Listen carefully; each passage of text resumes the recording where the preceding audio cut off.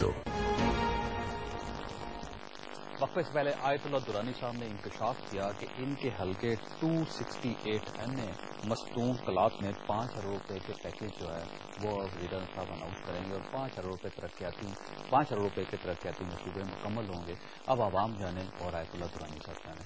یہ بتائیے اطہر ملن اللہ صاحب کل کا دن بڑا امپورٹنٹ ہے کہ کل 13 مئی ہے اور کورٹ نے فیصلہ کرنا ہے ڈیفینیٹلی کیونکہ وہ جس لیول پہ پہنچ گیا اور یوں محسوس ہوتا ہے کہ تھوڑا سا ٹکراؤ بھی کل شاید شروع ہو جائے سپریم کورٹ آف پاکستان اور حکومت کے درمیان. آپ بتائیے کہ کل کس قسم کا فیصلہ آنا چاہیے سپریم کورٹ کی طرف سے, کیا ایکسپیکٹ کرتے ہیں؟ جی میں تو بالکل حقیقت یہ مذاق کا بہت زیادہ ہوتا ہے اس ملک کے اور بہت سارے مسائل. مذاق سے مطلب نہیں, حکومت کو اور خصوصاً ایک ڈاکٹر بابر اعوان صاحب ہوتا ہے جن کی وجہ سے کبھی سیکٹری بھاگ جاتے, کبھی کوئی اور اٹارنی جنرل صاحب اٹارنی جنرل صاحب استعفیٰ دے دیتے ہیں.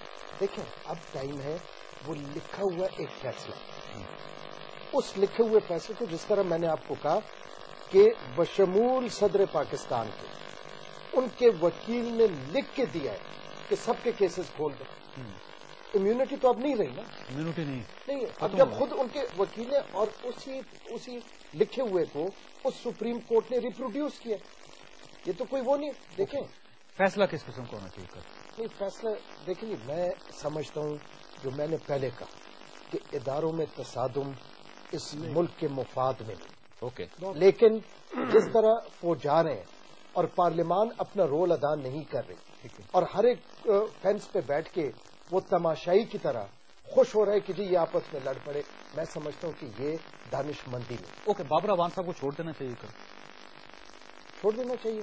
لیکن جی جو بھی راستہ روک رہے اس کے خلاف جو ہے کارروائی ضرور ہونی چاہیے سپریم کورٹ. لیکن سپریم کورٹ اگر اس حد تک بات نہ پہنچے, آج بھی پارلیمان کھڑی ہو کے دیکھیں وہ بابر اعوان صاحب معذرت کر لیں.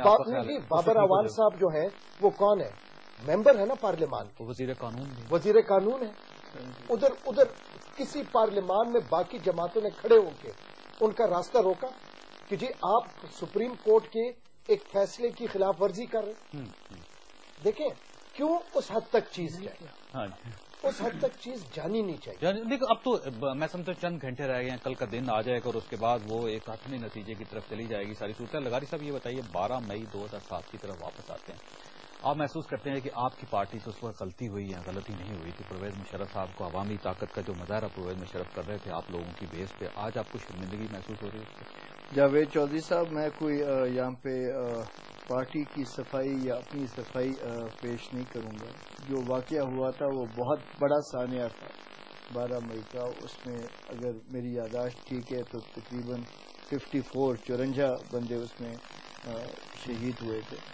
اور اس واقعے کے دن اتفاق تھا کہ ایک پروگرام یہاں پہ رکھا گیا تھا اور اس پروگرام کا کئی دن پہلے اناؤنس کیا گیا تھا اور پاکستان مسلم لیگ کاف کے مختلف جلوس اس پروگرام میں شرکت کے لیے آئے تھے. اس شام کو یہ پروگرام ہونا تھا. جب ہمیں اطلاع دوپہر کے قریب ملی کہ یہ اور مختلف میڈیا چینلز چلا رہے تھے تو کم از کم میں نے جو ہمارا جلوس آ رہا تھا ڈیرہ حاجی خان کو, ان کو میں نے روک دیا تو وہ شرکت نہ کریں, اور میں نے بھی بائیکاٹ کیا تھا اس تقریب کا.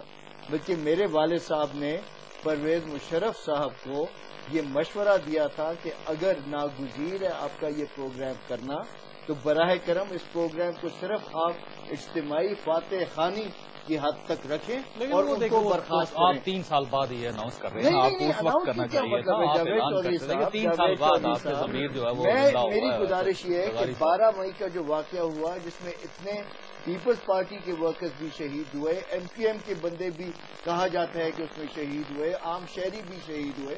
میں جاننا چاہتا ہوں کہ مشرف دور تو ختم ہو گیا 2008 سے لے کے آج 2010 مئی کی 12 مئی تاریخ ہے.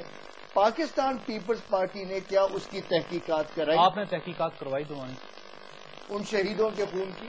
جی ہاں, آج 12 مئی ہے اور میں یہ نہیں سوچتا کہ ہم اس کے متعلق ایسی رائے قائم کریں کیونکہ بہت سارے معاملات عدالتی معاملات ہیں اس وقت جو عدالت میں کیس ہے. جی کیس ہے اور